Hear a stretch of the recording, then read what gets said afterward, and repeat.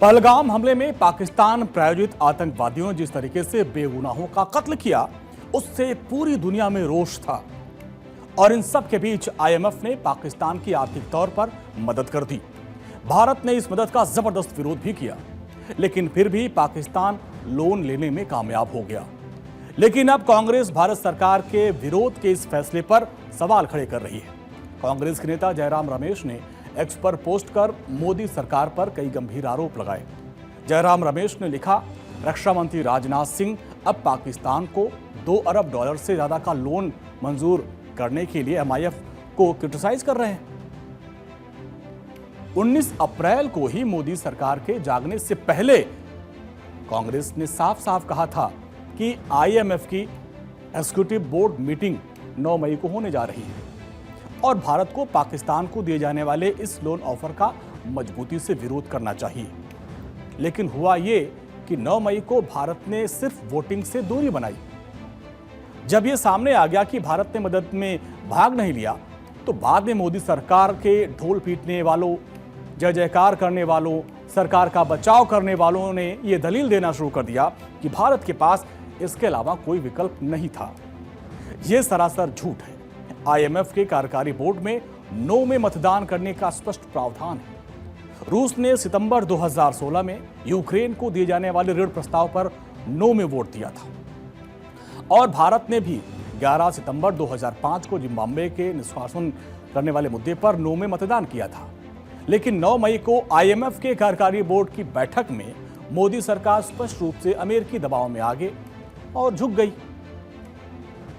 अब ऐसे में जयराम रमेश के इस आरोप के बाद सवाल उठता है कि क्या सच में भारत सरकार झुक गई? अब उसका विश्लेषण आप समझिए। क्या सच में पहले 2 बार ऐसा हो चुका है? आज इसको मैं विस्तार से आपको समझाऊंगा, बताऊंगा। जयराम रमेश का ट्वीट आपने देखा। अब इसमें इसको भी डिकोड करिए, इसको भी आप समझिए। आज इन्हीं बातों को हम आपको बहुत टेक्निकल के जरिए समझाएंगे। उसके टेक्निकल पहलुओं को आप समझिए, क्या है मामला।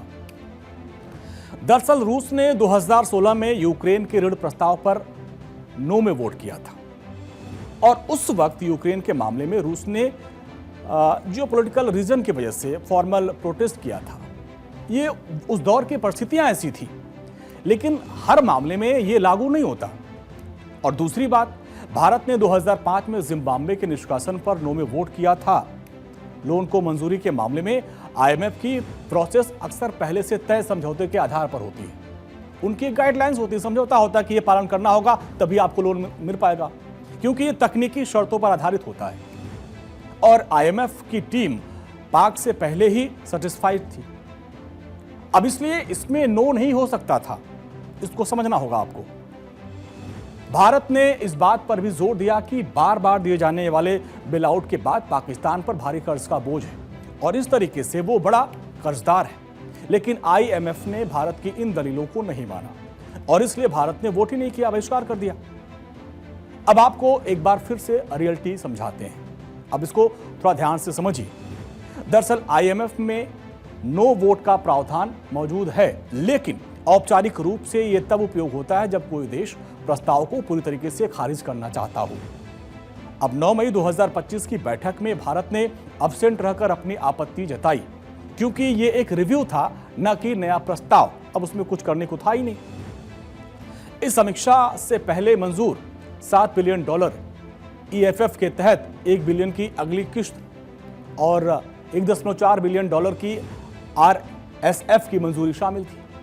ये सब सारा रिव्यू पहले हो चुका था। अब इसमें कोई मतलब ही नहीं बनता था कि नो में हम वोट करें।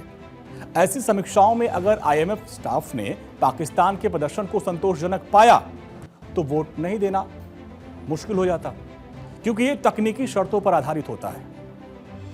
अब यही बात हम आपको हमारे एक्सपर्ट के जरिए समझाते हैं। वो क्या कहते हैं, आप उनको सुनेंगे तो सारी चीजें क्लियर हो जाएंगी। सुनिए। आईएमएफ में अब्सटेन करना वैध विकल्प है, जैसे येस या नो वोट होता है। और भारत के पास वोटिंग परसेंटेज या शेयर 2.63 है एंड भारत अकेले निर्णय नहीं बदल सकता। पहले जैसे नो वोटिंग जिम्बाब्वे के केस में या रूस यूक्रेन के, वो अलग स्ट्रैटेजी था, अलग सिचुएशन था।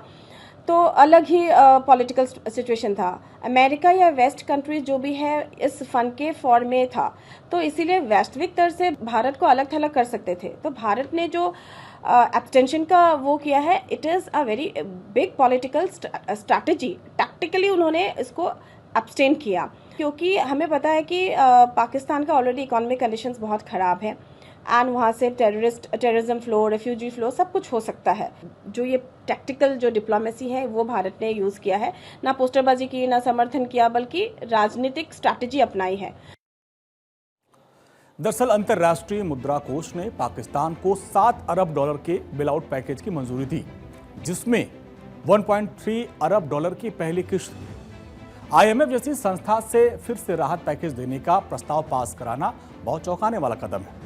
भारत ने वोटिंग से हटकर अपनी नाराजगी जाहिर की, लेकिन सवाल यह है कि एक तरह से आतंकी राष्ट्र के रूप में स्थापित हो चुके पाकिस्तान को एक वैश्विक संस्था की ओर से ऐसे वक्त में बेलआउट की सोच के पीछे आखिर क्या मजबूरी हो सकती है, यह भी समझना होगा। हमें यह समझना होगा कि भारत की चिंता बेवजह नहीं है, क्योंकि कर्ज के दलदल में डूबे पाकिस्तान ने आज तक राहत पैकेज के नाम पर मिले ऐसे फंड का कभी भी सही और उचित इस्तेमाल नहीं किया है, बल्कि उसने आतंकी गतिविधियों के लिए फंडिंग के लिए इन पैसों का इस्तेमाल किया है। पहले हम पाकिस्तान को आईएमएफ से मिले जो इंस्टॉलमेंट है उस कर्ज को थोड़ा सा डिफाइन करते हैं, फिर आप समझिए कि क्या है। फिर उसके टेरर फंडिंग की इनसाइड स्टोरी भी मैं आपको बताऊंगा। दरअसल इंटरनेशनल मॉनिटरिंग फंड यानी आईएमएफ के एग्जीक्यूटिव बोर्ड की जो क्लाइमेट जैसे लोन प्रोग्राम है, इसमें पाकिस्तान को 1.4 बिलियन डॉलर यानी करीब 12,000 करोड़ का नया लोन दिया गया। साथ ही एक्सटेंडेड फंड फैसिलिटी यानी ईएफएफ के तहत भी 7 बिलियन डॉलर का लगभग 60,000 करोड़ की मदद की समीक्षा को भी मंजूरी मिल गई है। इससे पाकिस्तान को अगली किस्त के 1 बिलियन डॉलर यानी करीब 8,542 करोड़ रुपए मिल जाएंगे।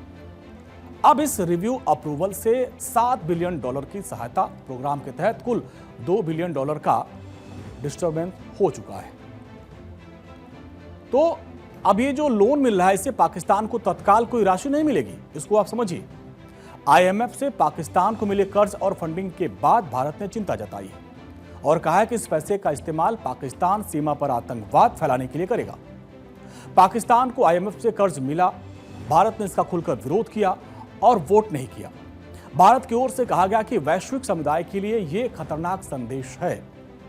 भारत ने आईएमएफ में पाकिस्तान के खिलाफ वोट करने के बजाय परहेज किया और इसके जरिए भी कई बार डिप्लोमेटिक मैसेज देने की कोशिश की जाती है, क्योंकि आईएमएफ के नियमों के तहत सदस्य देशों को किसी देश को कर्ज देने के फैसले के विरुद्ध वोट करने की इजाजत नहीं है। आपको बता दें कि आईएमएफ में 191 देश सदस्य हैं और हर देश के पास एक वोट होता है, लेकिन वोट ऐसे तय ना हो कि कोटे के हिसाब से ये होता है, जिसके पास जितना कोटा उतना उसकी सुनी जाएगी और कोटा जीडीपी के हिसाब से तय होता है। आईएमएफ में सबसे ज्यादा अमेरिका का यानी 16.5% का कोटा है। भाई सबसे ताकतवर है, उसकी जीडीपी अच्छी है, इसलिए उसका कोटा ज्यादा है, इसलिए इसका वोट मायने रखता है। अब भारत की बात करें तो भारत का कोटा 2.75% है और पाकिस्तान का तो उससे भी कम यानी 0.4% है, 4-3%, जबकि चीन का कोटा लगभग 6.40% है। आईएमएफ ने अपने सदस्य देशों को अब तक $1 ट्रिलियन का लोन दे चुकी है।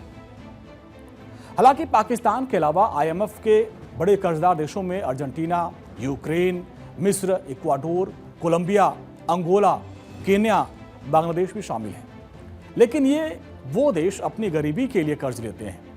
लेकिन पाकिस्तान एक ऐसा देश है जो गरीबी के नाम पर आतंकवादियों को पालने के लिए कर्ज लेता है और इसीलिए भारत ने पाकिस्तान के इस कर्ज का विरोध किया, जिस पर अब जमकर सियासत हो रही है।